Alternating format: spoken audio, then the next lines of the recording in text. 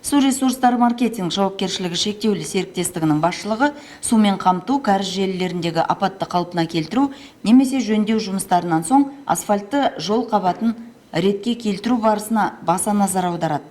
Қыстыгүні кәсіпорынның пайдалану қызметі жолдар мен тротуарлардың бүлінген учаскелерін жүргізушілер мен жаяу жүргіншілерге ыңғайлы етіп бейімдейді. Қиыршық тас қоспасын төгеді, плита төсейді.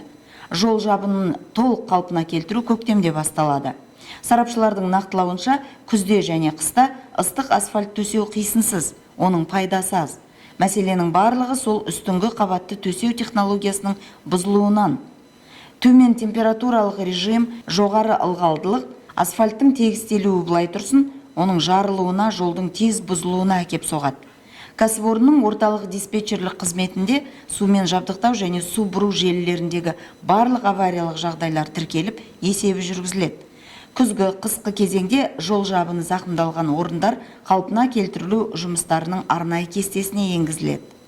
Ауа райы жылып тұрақтала бастағаннан су ресурстары маркетинг компаниясы арнайы бөлімшесі күзгі қысқы кезеңде бұзылған жол жабынын қалпына келтіруге кіріседі.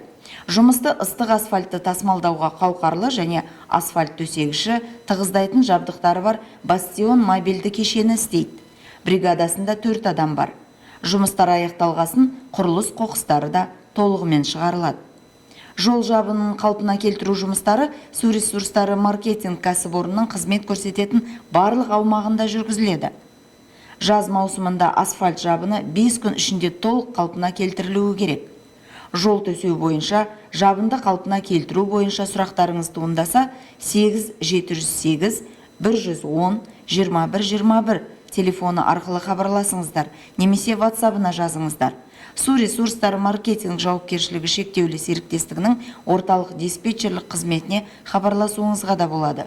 Сондай-ақ кәсіпорынның әлеуметтік желілердегі аккаунттарына да жаза аласыз.